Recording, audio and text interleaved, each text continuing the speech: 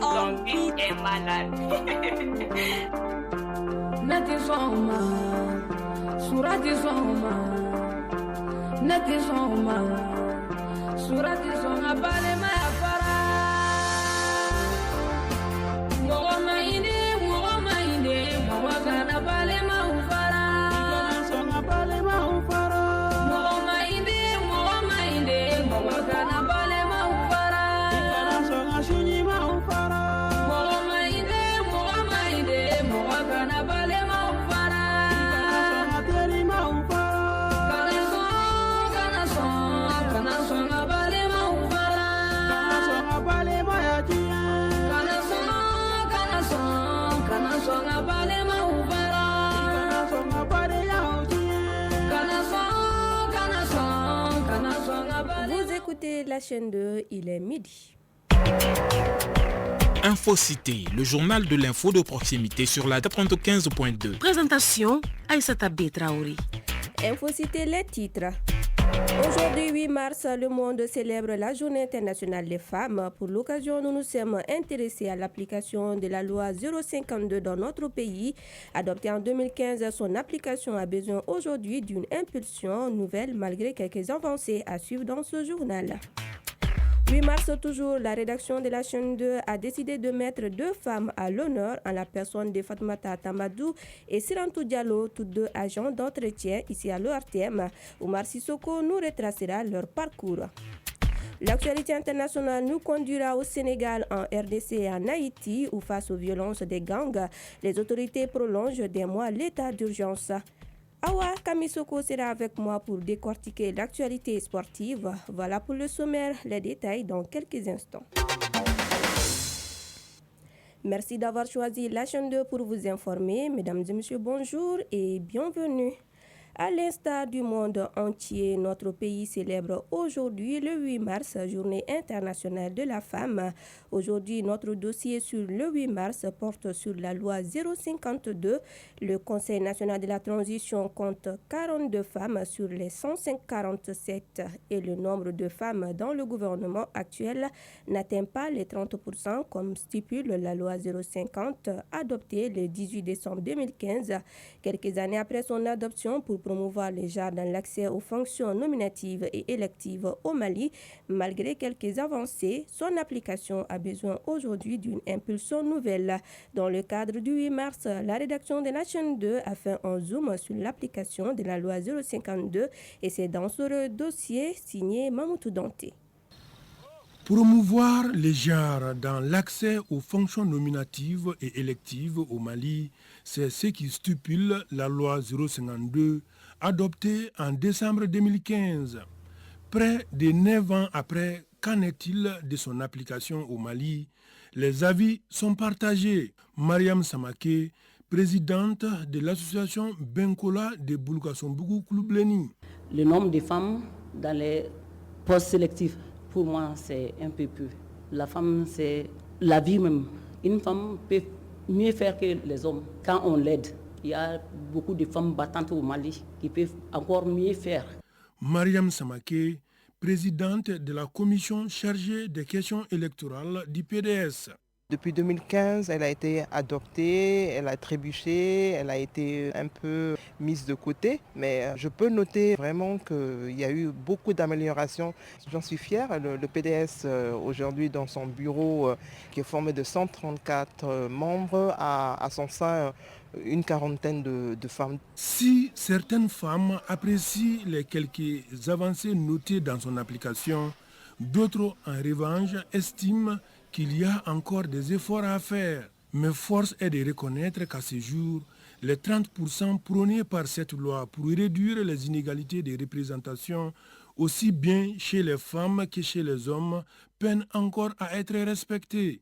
Mariam Samaké, présidente de la commission chargée des questions électorales du PDS.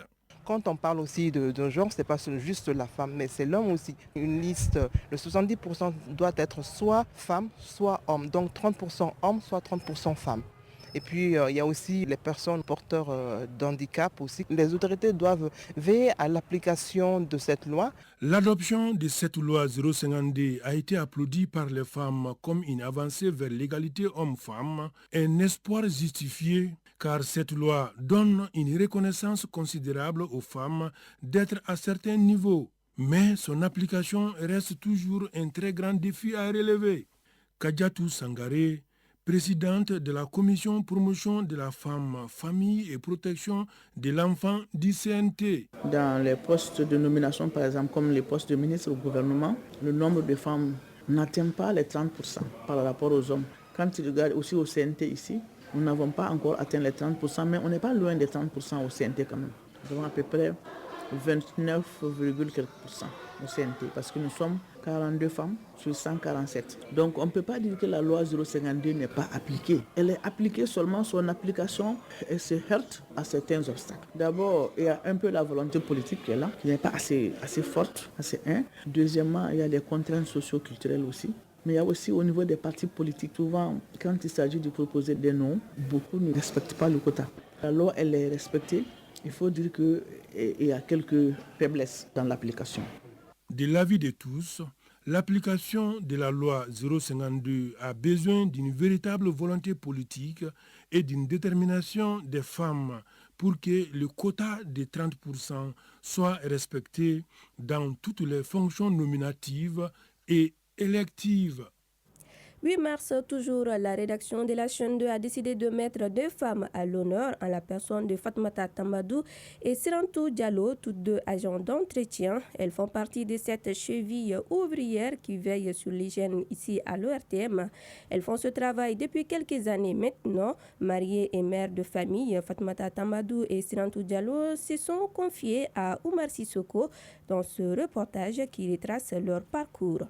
Il est 8 heures. Comme chaque matin, les mains gantelées, armées de leur balai de nettoyage et munis de leur seau d'eau, les techniciens en charge de la propriété à l'ORTM sont déjà en poste. Bonjour. Oui, bonjour. Je viens pour l'entretien du bureau. Ok, venez. Elles s'appellent Fatoumata Tambadou et Sirantou Diallo. L'une âgée d'une trentaine d'années et l'autre d'une quarantaine. La première a vu le jour à Kerouani et l'autre à Baguinda. Toutes 2 techniciennes de surface depuis des années, elles se complètent dans la bonne ambiance pour mener à bien leur mission. Fatoumata Tambadou, technicienne de surface. Je suis à Bamako depuis mon enfance, précisément dans le quartier appelé zone industrielle. Je travaille à l'ORTM en tant qu'agent d'entretien. Sirantou Diallo, technicienne de surface. Je suis technicienne de surface à l'Office des radios, télévision du Mali depuis 2014. Je suis mariée et mère de 4 enfants. Elles font partie de cette majorité silencieuse dont l'effort contribue beaucoup au bon fonctionnement de l'Office des radios-télévisions du Mali ORTM. Fatoumata Tambadou, technicienne de surface. J'ai commencé ce métier cette année. Comme emploi du temps, je débute le matin vers 9h pour finir vers 14h. Mariée et mère de famille, Fatoumata Tambadou et Sirantou Diallo concilient avec excellence la vie au foyer et leurs obligations professionnelles. Sirantou Diallo, technicienne de surface. Je travaille 6 jours sur 7 dans la semaine. Le jour où je cuisine à la maison, je viens à l'ORTM à partir de 10h. Et quand je ne cuisine pas, je suis là dès 8h et je rentre à la maison vers 13h. Et Sirantou nous confie que ce métier leur permet de subvenir à certains besoins et témoigne de la bienveillance de tous les agents de l'ORTM à leur égard. Sirantou Diallo. Ce métier me permet de subvenir aux besoins de ma petite famille. Je n'ai aucun problème avec mon travail. Au service, les gens sont gentils et aimables avec moi. Par exemple, pendant les fêtes, les gens font preuve de beaucoup de générosité envers nous tous. Madame Sagara Fatoumata Sagara et Madame Touré Assetou Boiré, toutes 2 responsables au service marketing de l'ORTM, à l'unanimité reconnaissent la bravoure de nos techniciens de surface. Madame Touré Assetou Boiré. Les techniciens de surface qui sont à notre niveau, on ne peut que les apprécier. Madame Sagara Fatoumata Sagara. C'est des femmes qui sont dévouées. Même les dimanches, elles sont là pour travailler. Nos Amazones appellent toutes les femmes du Mali à se battre et à s'émanciper par le travail bien accompli. Sirantou Diallo. Que chaque femme se débrouille et entreprend quelque chose. Fatoumata Tambadou. Je lance un appel pressant à toutes les femmes du Mali pour qu'elles se mettent au travail. À l'image de Fatoumata et Sirantou, elles sont nombreuses partout au Mali à se battre corps et âme sans répit et souvent loin des feux des projecteurs. Les femmes battantes sont à l'honneur pour cette journée qui célèbre les femmes. Nous allons à présent à la découverte de Madame Temeli Fatoumata Arama. Elle est vendeuse d'art contemporain ainsi que des habits dogon, un métier plutôt réservé aux hommes. Originaire de Badiangara, Fatoumata s'épanouit actuellement dans ce métier. Khadija Traoré est allée à sa rencontre. Il est 15h, nous sommes à Bozola, en commune 2 du district de Bamako, devant la boutique de Fatoumata Arama, où elle discute avec un client. Bonjour madame. Bonjour, vous allez bien? Oui, je vais bien, Dieu merci. Ce statut est à combien? C'est à 17 500. C'est trop cher pour un petit statut.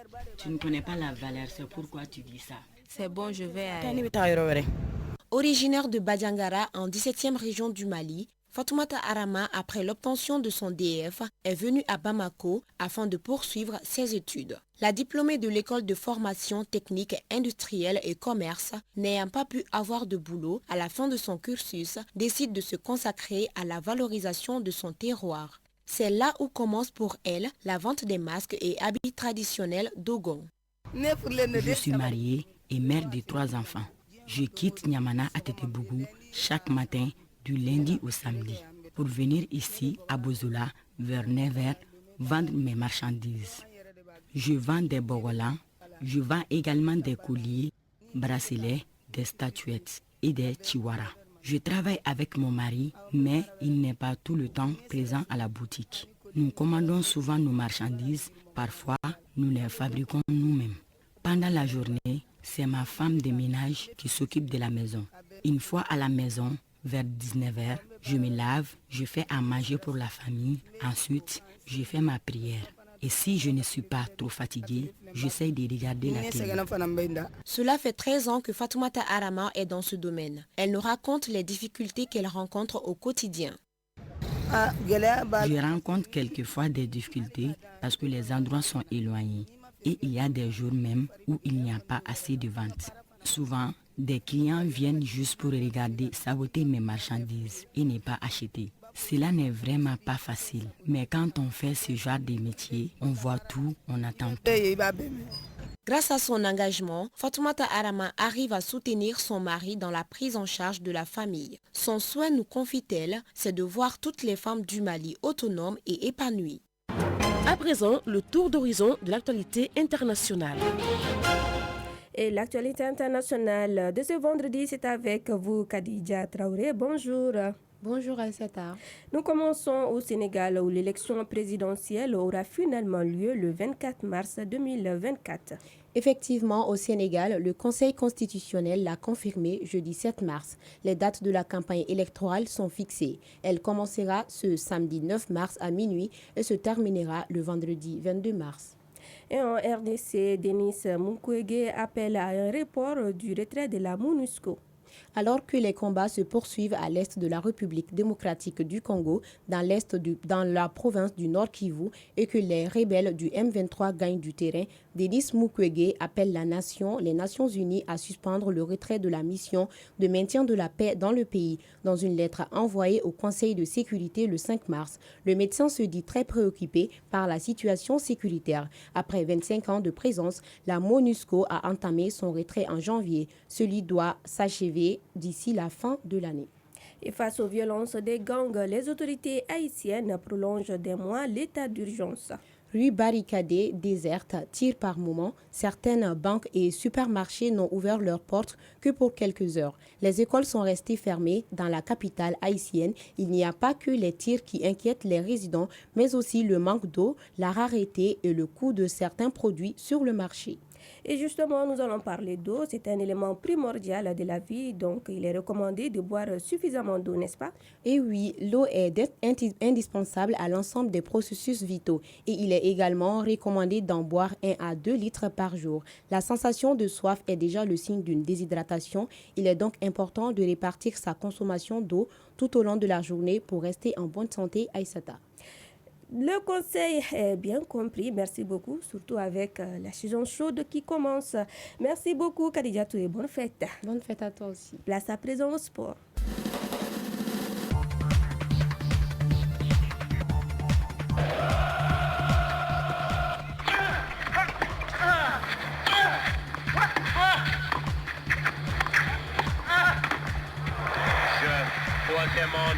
Moya.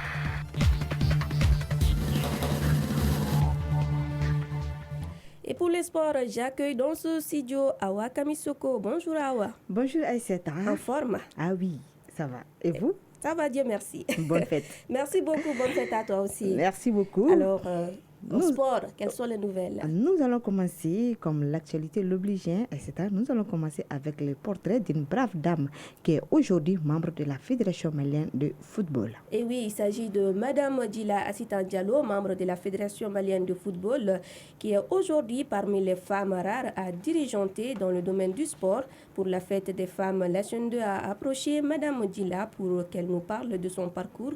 Et c'est le reportage est signé Awa Kamisoko. Elle fait partie de l'une des femmes rares à être dirigeante sportive. Djila Assita Diallo, c'est son nom. Elle est actuellement membre de la Fédération malienne de football. Djila Assita Diallo. J'ai été dirigeante du stade malien de Bamako pendant plus de 20 ans. Je suis ancienne sportive, ancienne basketteuse, voleuse, et puis j'ai fait le handball en même temps. Issue d'une famille sportive, Assita Diallo a pratiqué plusieurs disciplines. Je suis née dans un quartier de sportifs, qui est le quartier de Medinakoura, là où il y a le stade Omnisport. Donc tout le monde est censé savoir que les enfants de la commune 2 en général sont tous des sportifs. Parce que obligatoirement, tu vas faire l'un des sports. Parce que le stade Omnisport, c'était notre aire de jeu.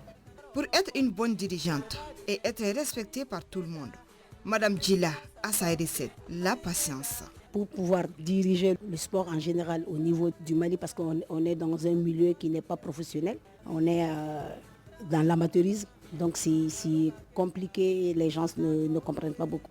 Donc il faut être très très patiente et écouter les gens.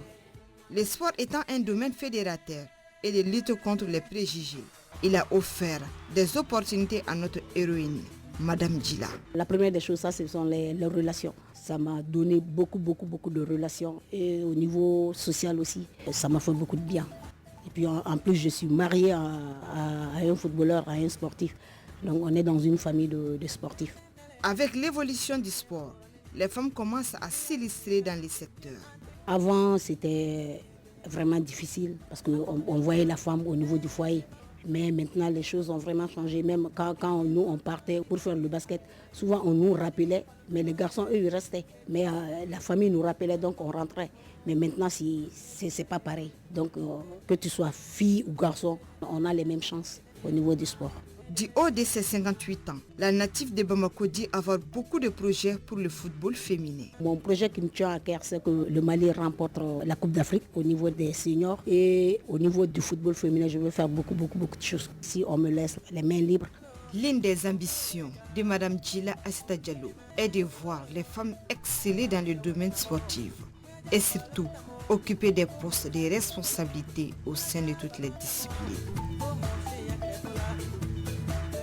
Voilà une des braves femmes en sport et nous continuons toujours en sport avec la cérémonie de clôture du symposium national sur le football malien.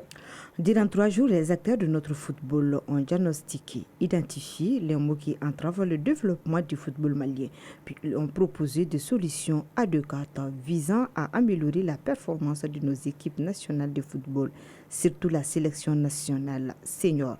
Suivons le reportage de Aljuma Tina. Les acteurs du football malien se sont retrouvés durant 3 jours à la faveur du symposium national pour plancher sur notre sport roi.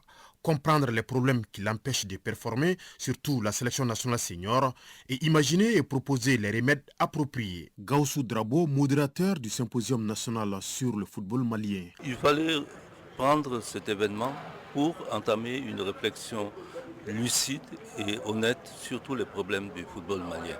Donc c'est ce qui s'est produit lors de ce symposium et je crois que maintenant on devrait repartir du bon pied parce qu'on a reconnu que c'est seul le travail qui peut nous sortir de l'ornière. Et il y a, à côté du travail, il y a également le retour à certains fondamentaux. Ces fondamentaux, c'est par exemple un encadrement solide autour de l'équipe nationale, la relance de certains types de football comme le football universitaire scolaire ou bien le football dans les régions, qui sont des fournisseurs de talents qui ne fonctionnent plus. Le symposium national, qui a suscité un grand intérêt de la part des acteurs du football malien, s'est déroulé dans un climat de sérénité, avec des débats francs et sincères. Des discussions en plénière et dans les ateliers sur différentes thématiques ont permis d'aboutir à des recommandations pertinentes. Abdul Kassim Ibrahim Fomba, ministre de la Jeunesse et des Sports, chargé de l'instruction civique et de la construction citoyenne. Les résultats de vos échanges sont satisfaisants. Le diagnostic a ainsi été posé. Les mots ont été identifiés et une prescription médicale adéquate a certainement été délivrée. À présent, les médecins et les pharmaciens sont à pied d'œuvre pour administrer le traitement de choc afin que le football malien puisse définitivement quitter la civière et amorcer la rampe de lance, la tête haute. Le symposium s'est également penché sur le parcours de l'équipe nationale senior à la récente Coupe d'Afrique des Nations en Côte d'Ivoire. Occasion pour le sélectionneur des Aigles, Éric Sékouchel, d'apporter des éclairages sur cette campagne. Invité pour la circonstance, la légende du football malien Sédou Keita Sédoublé s'est réjoui de l'initiative de créer un tel cadre d'échange avec l'ensemble des acteurs. Des recommandations adéquates sont faites. Les regards sont ainsi tournés vers leur mise en application afin que le football malien puisse rayonner dans les jours à venir sur l'échiquier continental, voire international. Et on connaît déjà les affiches des 8e de finale de la Coupe du Mali. Oui, le Real de Bamako joue demain samedi contre CF La Paix à partir de 15h30 à la même heure, c'est-à-dire 15h30 demain. Binka FC affronte Afrique Football Elite. Le dimanche, Isfas joue contre AS Kaya. Le Djoliba AC affronte ATS de Kourou. Les matchs sont programmés à partir de 15h30. Lundi, AS Krofina CS Dougounouvla, IS Bougouni Casse de Moti. Et les autres rencontres dans les jours à venir. Le vainqueur de la rencontre Stade Malien de Bamako, Kankou, affronte Sachan Club de Mopti. Toujours avec le match en retard, le vainqueur de la rencontre Kaleme Derby affronte AS Bakaridjan de Baraouli. Et 13e jour africain, le président de la Fédération malienne de handball a partagé un déjeuner avec les équipes nationales masculines et féminines. Ce geste vise à réitérer tous les soutiens de la Fédération aux joueurs. À quelques heures du coup d'envoi des 13e Jeux africains prévus du 8 au 23 mars à Accra, au Ghana, le président de la Fédération malienne de handball, colonel Cheikh Mamadou Chérif Toungara, a partagé un déjeuner avec les équipes nationales masculines et féminines. L'objectif de ces partages de repas du premier responsable de la fédération avec les joueurs et joueuses sélectionnés pour cette campagne est non seulement de s'inquiéter de leurs conditions de travail, mais aussi de galvaniser le moral des troupes. À noter que 16 pays, dont 8 en hommes et autant en dames, participent à cette campagne africaine au niveau du handball. Ces pays sont prêts et repartis de chaque côté de 2 poules de 4. Chez les hommes, le Mali est logé dans la poule A, en compagnie de l'Égypte, du Nigeria et du Togo. Du côté des dames, le Mali est logé dans le groupe B. Le Cameroun, la RD, Congo et l'Ouganda forment la poule B. Et enfin, championnat national du football féminin, les rencontres de la 10e journée ont été jouées hier. Les 6 matchs de la 10e journée se sont joués. L'ISFAS a atomisé l'AS Étoile de Boukouni par les scores de 6-0. L'entente de Sirakoro a perdu 5-2 face au Super Lion de Amdalay. Santoro s'est incliné 2-1 face à l'AS Real de Bamako. L'AS Mandi a battu l'AS Police par les scores de 2-0. L'AS Soudoubaba a dominé à domicile à Chité devant les Amazones de la commune 5 par le score de 4-1. Et enfin, à Sikasso, l'AS Momo a corrigé l'AS Sarmaï de Kati par le score de 7-0. Merci beaucoup, Awa Kamiseko. Encore bonne fête. Merci beaucoup, Aïssata. Bonne fête à nous les femmes. Et nous allons prendre les nouvelles du temps avant de nous séparer.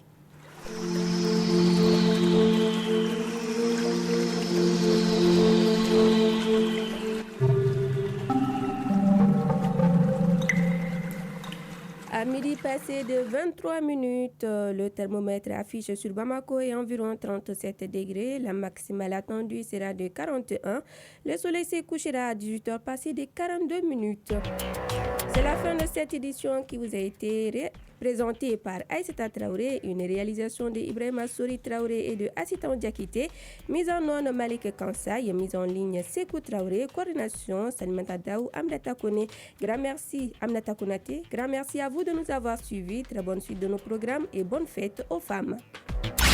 À partir de maintenant et pendant une demi